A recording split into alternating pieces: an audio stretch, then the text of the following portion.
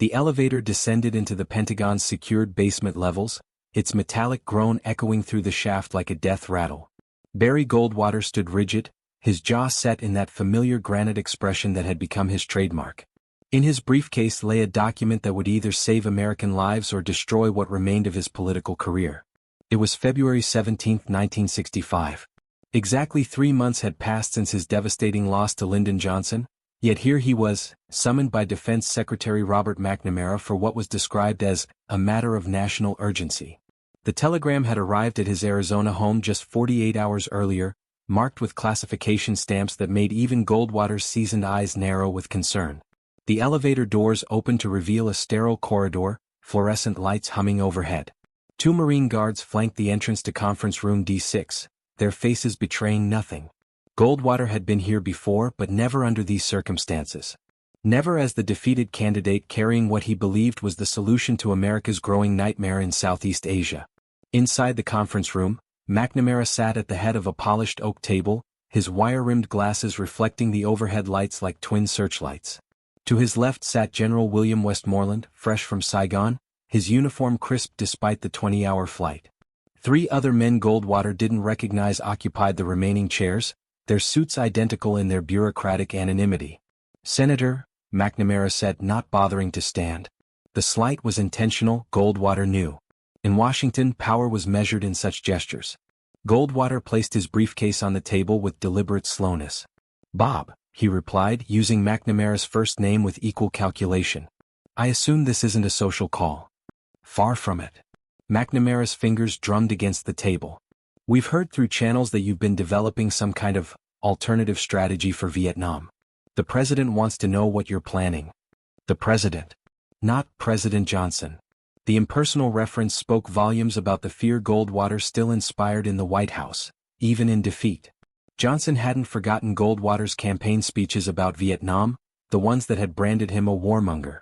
The irony wasn't lost on anyone in the room that Johnson had since escalated the conflict far beyond anything Goldwater had proposed. "I'm not planning anything," Goldwater said, opening his briefcase. "I'm offering something. A way out of the mess you're creating." Westmoreland shifted in his seat. "Senator, with all due respect, you're not privy to the current operational." "I've been getting reports," Goldwater interrupted, his voice sharp as desert rock. "From pilots? Marines? Men who trust me more than they trust this building. I know about the body counts, the inflated numbers. The villages we're destroying to save them." He pulled out a manila folder, thick with typed pages and hand-drawn maps. The cover bore a simple title, Operation Desert Lightning, a strategic realignment for Southeast Asian victory. McNamara's expression tightened. "Where did you get operational intelligence for this? Does it matter?" Goldwater opened the folder, spreading out the first pages. "What matters is that your current strategy is going to fail. You're fighting a conventional war against an unconventional enemy. You're measuring success in statistics while losing the actual battle." For the next hour, Goldwater laid out his plan with the precision of the Air Force Reserve general he had once been. It was radically different from the Pentagon's approach. Instead of massive ground operations and search-and-destroy missions, Goldwater proposed a complete strategic pivot.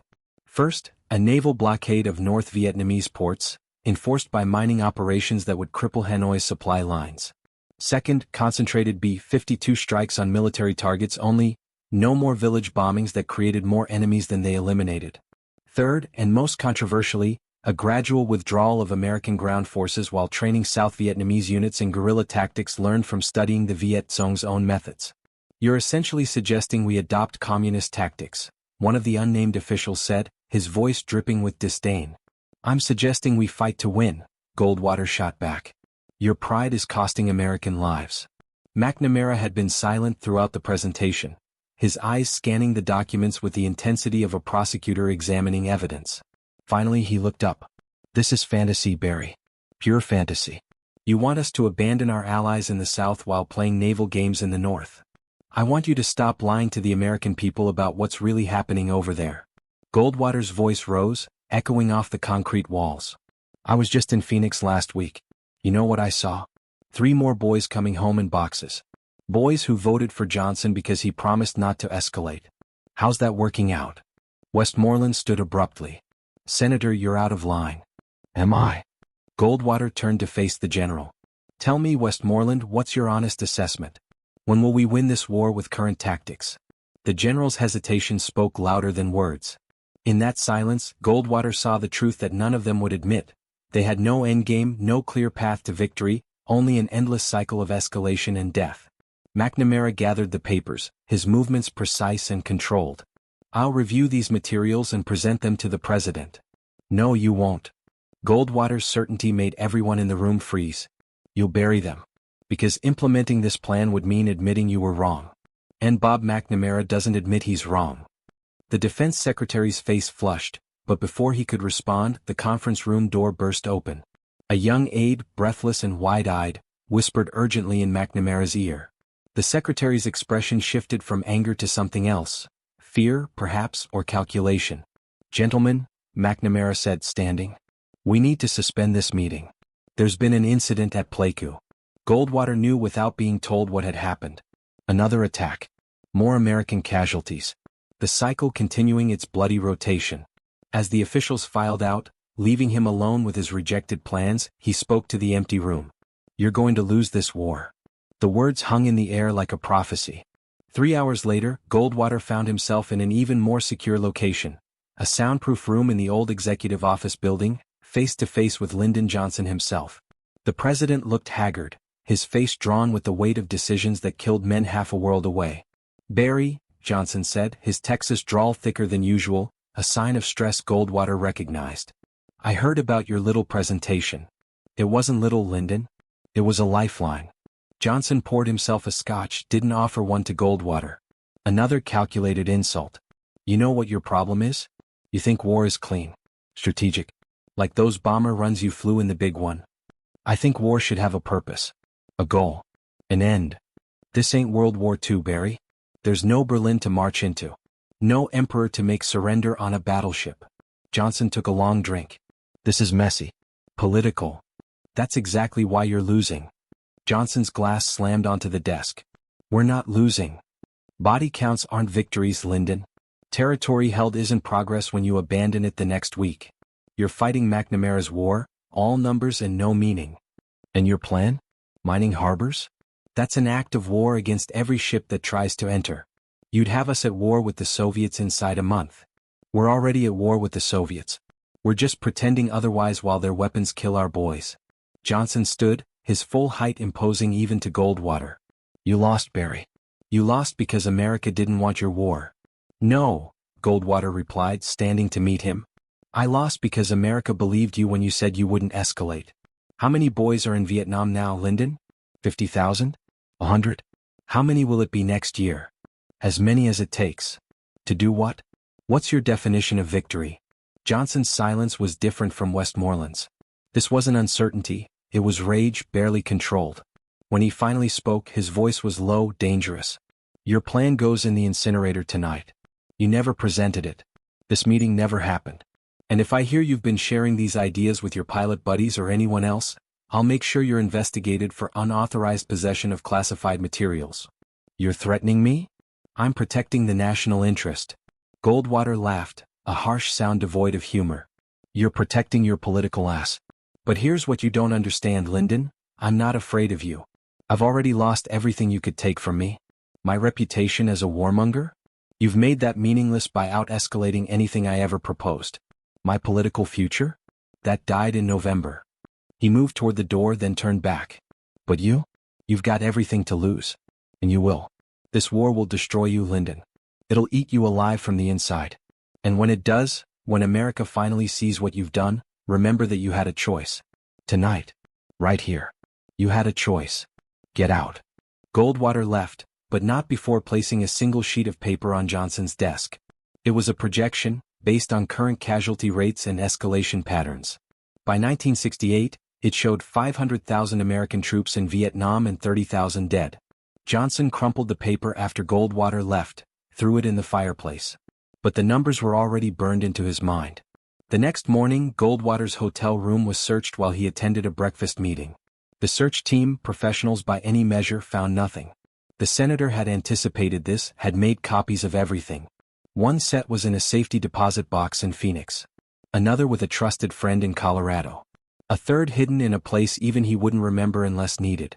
But Goldwater didn't release them. Not then. Something in Johnson's eyes had told him a truth he hadn't expected. The president was trapped, caught in a web of his own making. The war had already grown beyond anyone's control, a cancer metastasizing through the American body politic. 2 weeks later, Goldwater received an unmarked envelope at his Senate office. Inside was a single photograph, his strategic plan, burning in an incinerator. The message was clear. But so was something else, visible in the corner of the photo. A reflection in the incinerator's door showed the person taking the picture. It was McNamara himself, and his expression wasn't triumphant. It was haunted. Goldwater filed the photo with his copies of the plan. Evidence for history, he thought. For when the truth could finally be told. The Pentagon meeting entered the realm of legend among those few who knew of it. Whispers in the corridors of power spoke of Goldwater's plan, how it might have changed everything. Some said it was brilliant, others called it madness. But all agreed on one point: it had terrified those in power precisely because it might have worked. As 1965 ground on and American involvement deepened, Goldwater watched from the Senate as his predictions came true with horrifying accuracy. The mining operations he had proposed were eventually implemented, but not until 1972, after 50,000 Americans had died. The emphasis on Vietnamese self-defense came too late, after the American public had already turned against the war. He kept his silence mostly. But sometimes, in private conversations with fellow senators or in letters to constituents who had lost sons, he would hint at what might have been. These fragments, scattered across years of correspondence, would eventually form a mosaic of the road not taken. McNamara resigned in 1968, broken by a war he couldn't quantify into victory. In his private papers, discovered years later, was a memo dated February 18, 1965, the day after the Pentagon meeting. In it, he had written, "Goldwater's plan has technical merit but political impossibility. Implementation would require admission of current strategy failure. Recommend burial." But buried things have a way of resurfacing. In 1971, when the Pentagon papers were leaked, reporters frantically searched for any mention of alternative strategies, of voices that had dissented from the official line. They found fragments, references to the Arizona alternative, and unauthorized strategic proposals. But the full document remained hidden, locked away in Goldwater's personal safe. Daniel Ellsberg himself later admitted he had heard rumors of Goldwater's plan while working at the Pentagon. There was talk, he said in an interview years later, of a senator who had walked into the Pentagon with a plan to win or get out. They laughed at him then. Nobody was laughing by 1968. The meeting spawned its own mythology within military circles. Young officers whispered about it in Saigon bars, wondering what strategies had been rejected, what paths had been refused. Some claimed to have seen copies of Goldwater's maps, smuggled out before the burning. Others swore they had met pilots who had been consulted in creating the plan, men who spoke of precision strikes and strategic withdrawals with a clarity the actual war never achieved.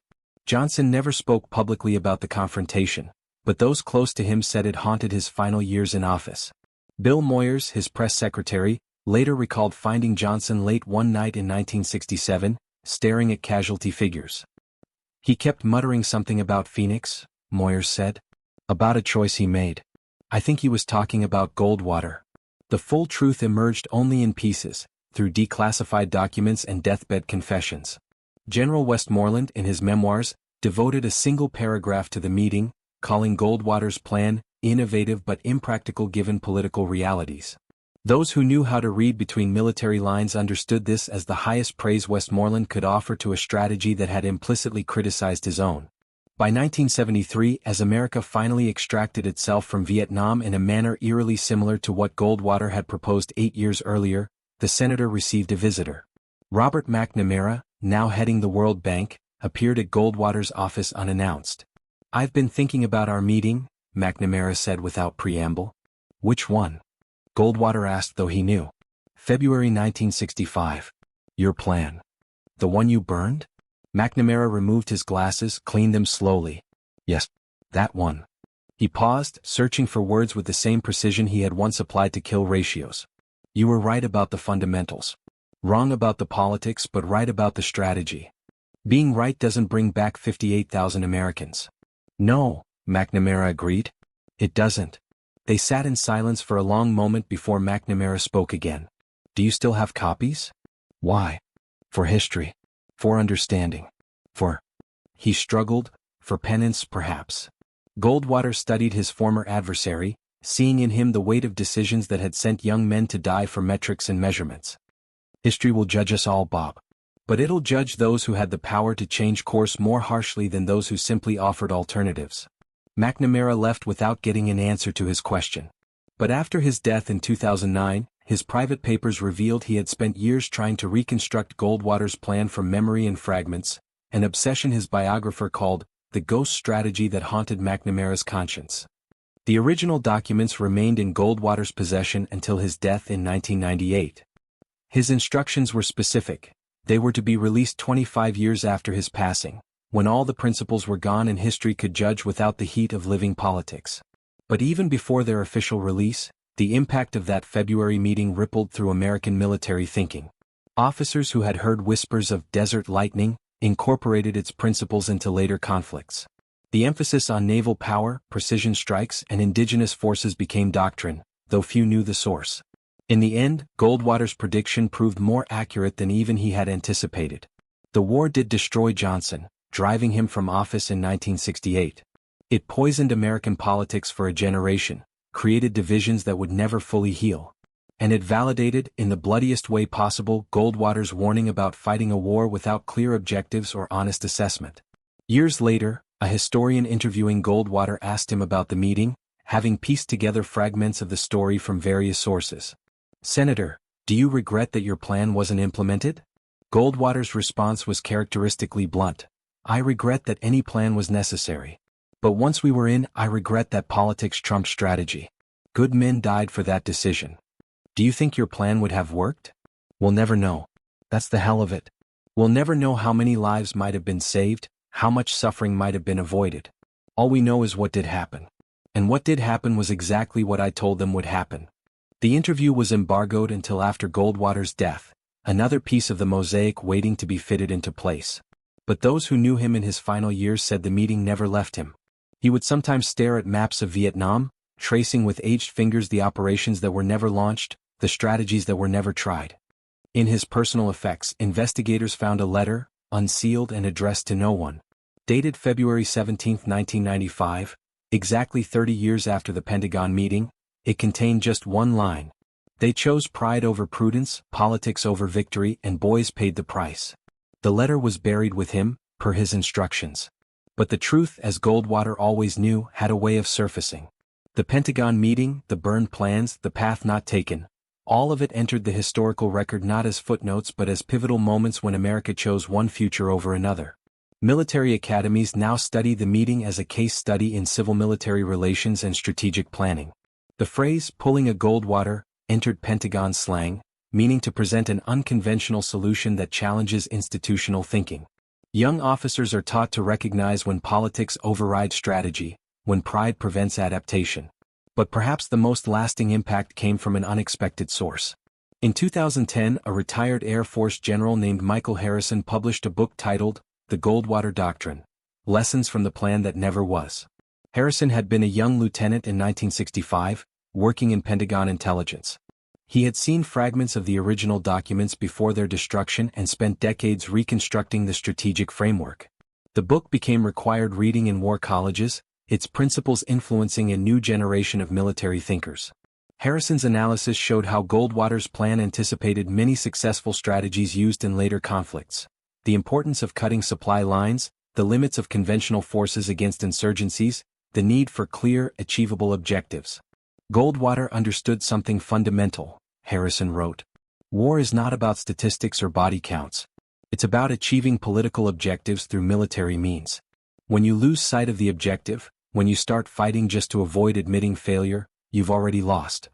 The Pentagon meeting room where it all transpired was eventually renovated, turned into a storage space for old files.